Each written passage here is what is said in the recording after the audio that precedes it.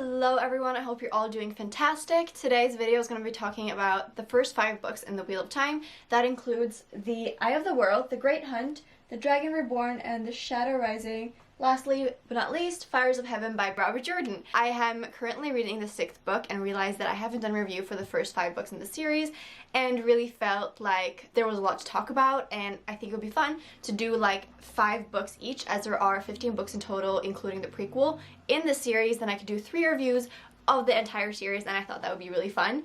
I will link all the wrap-ups I have where I read the individual books, and if you also want spoilery thoughts on every single book, I recommend checking out Murphy, because she actually did like a discussion after every single book, and I think her thoughts are great. I don't agree on all of them, but if you want a discussion, that's a great forum to chat in the comments on her channel, and I will link that in the cards if that's possible. But these are my opinions. I will try to keep this as spoiler-free as possible, so I recommend this video for people who have read these books or haven't started. If you're currently reading these books, I would not recommend watching this video just because I might insinuate things that you know where it's heading because you are currently reading one of these books. But if you haven't read any of those, you don't have any hooks to hang that information on, if you know what I'm saying. So it won't really be a spoiler if you don't know what I'm talking about, and you won't remember when you start the series. But if you're currently reading it, don't maybe not watch this video. On that note, it's not going to be with spoilers, just so you know. So the first book, The Eye of the World, I was so iffy about. It was not the type of fantasy I'm used to. I haven't read Lord of the Rings. I have only read like Brandon Sanderson, that type of more modern fantasy before. I'm currently reading the Narnia series, so I'm working my way through them, but at the point when I read this book, it was like my first introduction to slightly older, a little bit more classic, but still a transition from the old fantasy into the new genre of fantasy. And I think in the beginning I didn't like this book so much. It's a travel book, and I'm personally not a fan of travel books, but at the end there is this huge bang, and it ends on like a lot of action, and it's like bam bam bam bam, so you're excited to pick up the next book. I think I gave the first book 3 stars. Maybe I should talk about what the series is about. I don't know. This series is an epic fantasy about really these 3 guys called Perrin, Matt, and Rand. I know I'm saying that with like weird accent, but it's because I have a friend that's called Rand, and so I say the way her name is pronounced. Anyway, they are all Tavaren, which means that the world in a way kind of evolves around them. But what's so fun about Wheel of Time is that we're following these characters, right? But Wheel of Time is like a circle of different ages that come and pass, and sometimes the ages are repeated. And oh my god, I'm gonna read, I think the book starts in the same way almost in every book, so I'll read that because this is my favorite part about Wheel of Time. The wheel of time turns, and ages come and pass, leaving memories that become legend. Legend fades to myth, and even myth is long forgotten when the age that gave it birth comes again. In one age, called the third age by some, an age yet to come, an age long past, a wind rose in the mountains of mist. The wind was not the beginning, there was neither beginnings nor endings to the turning of the wheel of time, but it was a beginning. So that's how like every book starts, but this one it was like the wind of mist, the mist of wind, but whatever, and it's like different things with all the books, but it always starts with the same passage. And I think the whole concept with Wheel of Time is that there are all these different ages, there's all these different histories, and it's spanning over like many thousand of years. I think the history is incredibly fascinating, and you definitely don't get that much of that in the first 3 books. In the 4th one, things really start to pick up and you get like a much bigger picture of the world. I have been looking at a lot of history and mythology and magic system videos when it comes to the Wheel of Time, and if you're gonna read them, I recommend you do the same when you're reading them.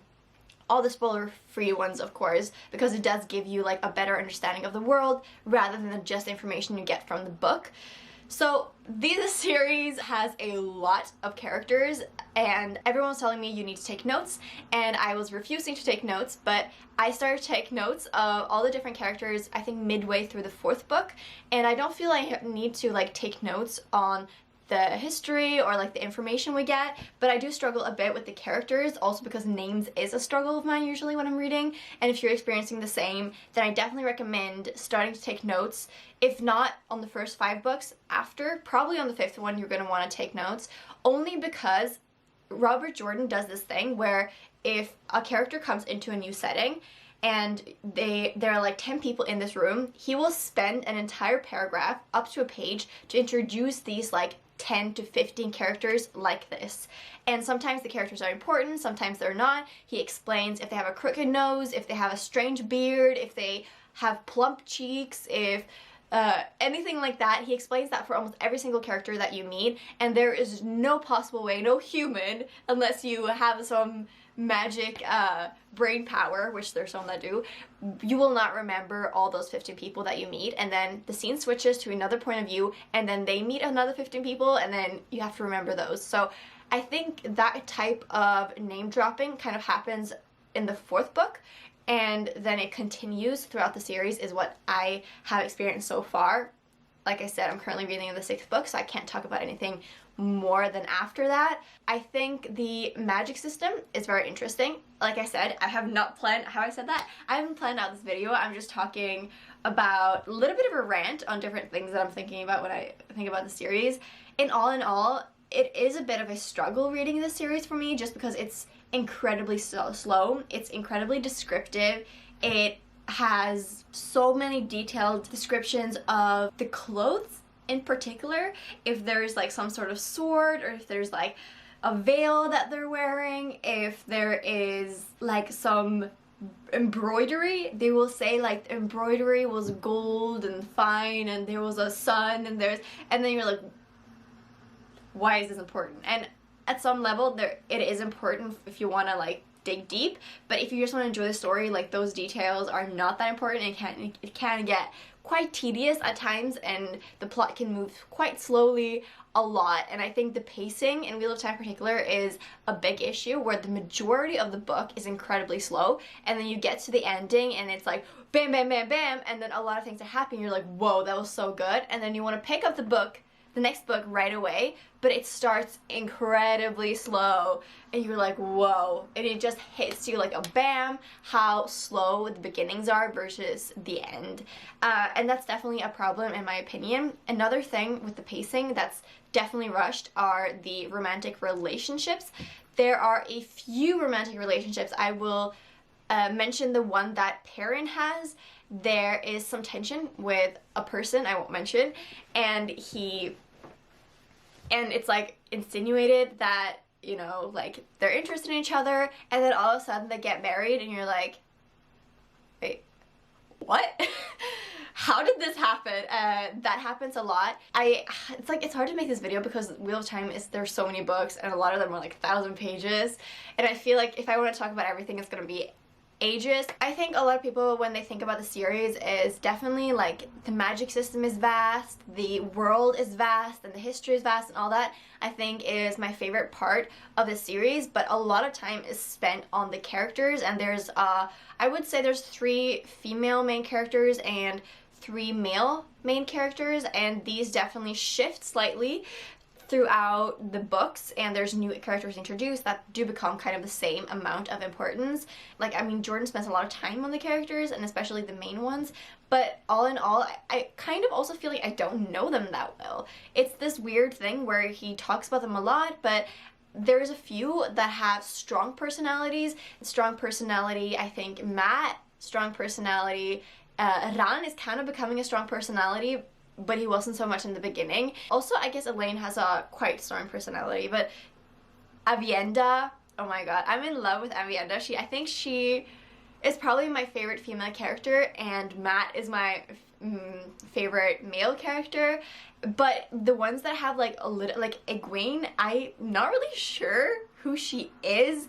And also with Perrin, like, I think he's just like a good-natured farm boy type of guy, but I also have a hard time like really placing their personalities, even though we spend so much time with them, which is really strange actually. Speaking of the male and female characters, the sexism in this is extreme, and it's not exactly what you would think the sexism would be in this sort of type of fantasy. It's quite switched, and in a way I think it's very easy to see that this book is written by a male author, because it seems like he has written female roles that he think women will find strong females, and I think in a way he did a good job on some of them, but a lot of them are exaggerated. Most in this world think that men are stupid, that they don't think,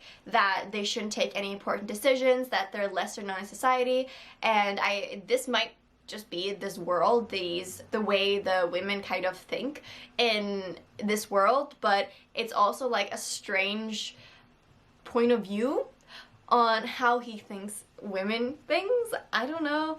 And there's definitely a lot of, even if it's not like sexist towards male or female in this book, there's a heavy weight on male and female personas, and the difference, there's like a huge gap between the male and the female in this. The females wear skirts, but they're also very powerful. They're the only ones who can do magic that is pure. When men do magic, it is like tainted and they go insane. And there's this group of women called Aes Sedai that basically still men, which means that they take away the power from men because the male source of the power has been tainted. Saidin, it's called. It is a difficult situation I have come to, because I do kind of not like the way that it's like male and female. It is just so different, and I wish the gap between the two wasn't so large. Speaking of males, Ran, our main character, our main boy, he really took the turn for like the worst in this series. In the beginning, I didn't really have so many thoughts on him, not that much. I didn't like him, I didn't dislike him, and now I really come to like hate him. I don't like the decisions he makes. I don't think it's like a lot of things he does are justified, and he's just driving me crazy, honestly, like at this point in the series. So those are my thoughts on him.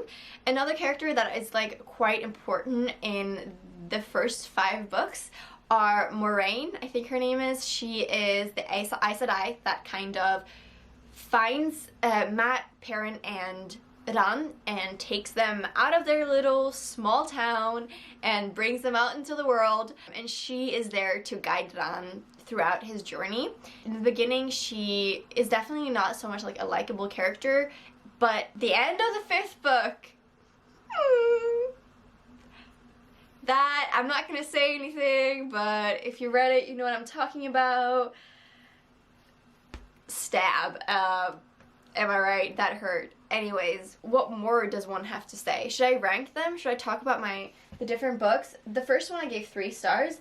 The Great Hunt might actually be my favorite. In this one, they go to find this Horn of Valere, which is kind of like this horn that's going to bring back all these legends that is going to fight for whoever blows the horn. This is actually my favorite book, I think, which is a bit of a surprise because the world is still quite small in this, and I do like the growing of the world as they do throughout these books.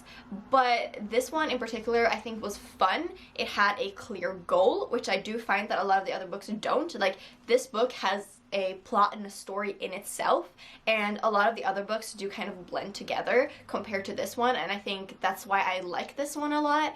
I also like the different cities that they're visiting this. I like my favorite city, maybe I should talk about that. My favorite city in this series is, oh, I don't know how you say it, Tanchico or Tankaiko? Tanchico? I think Tarabon. Yeah, whatever. That is like my favorite country and city. And this one is definitely my favorite so far. I think my second favorite is the Dragon Reborn.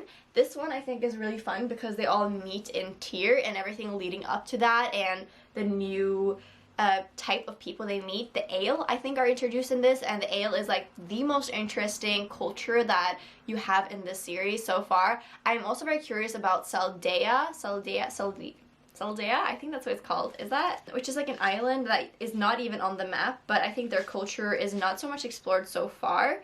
But there's definitely Saldea. No, that's a country. What am I thinking of? Shanarians? I feel like there's like a... Whatever, there is another culture here that's like mildly explored, but not so much. But I found this book to be really fun in the way that new characters are introduced. I really like Fail. I liked how they all ended up in the same city, their journeys to get there. I think this book was really fun. And at this point, I was still not taking notes. See how I enjoyed these books more? Then we have The Shadow Rising. So in this book, I started taking notes, and this is when things get bigger. It is also the book where they actually split up. Like I said, after the third one, they kind of like, in my mind. They split up in this one, do they? Yes, it has to be this one. In this one, they split up. So the main three female characters, Elaine, Egwene, and Nynaeve, they're kind of three girls that have been sticking together, and they're all trying to become Aes Sedai, and they all have like very strong powers.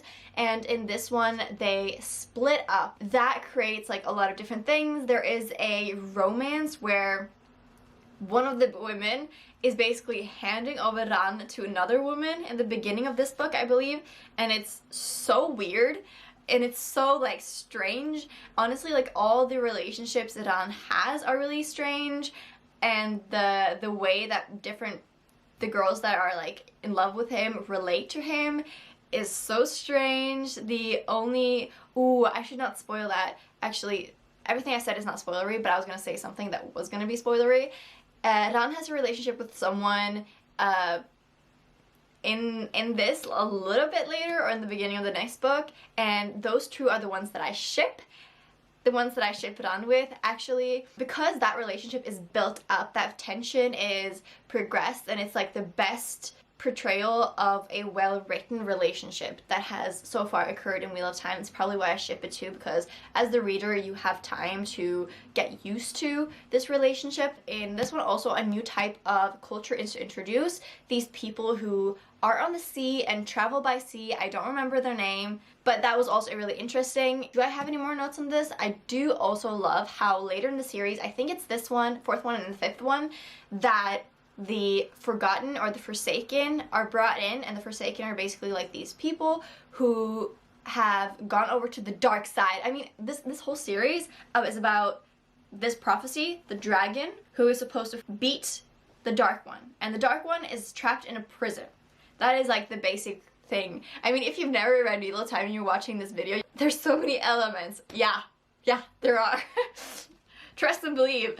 And the Forsaken are basically these people who've supported the Dark One, and they're just really strong with power, and they've been living for like thousands of years, I think. Those characters are brought much more into the politics and the story in this one and the next one, and also the sixth one that I'm reading right now, which is something I'm really enjoying. And I am really enjoying also the what are those called? The heroes, like the long lost heroes or whatever. They're also coming into the story in a really fun way. Okay, fifth one. The fifth one might be my least favorite book in the series, or maybe next least favorite, just because I didn't like the first one. I might have given this, did I give it 3 stars? Probably. I found this super slow. It's really long, it's like 1,000 pages, and I wasn't down for a lot of it. An element that I did really like was there's a circus element here, which I did find really fun. Also in the other one, there is a type of magic system being introduced called oh my god, it's like these old words. Telaranriod.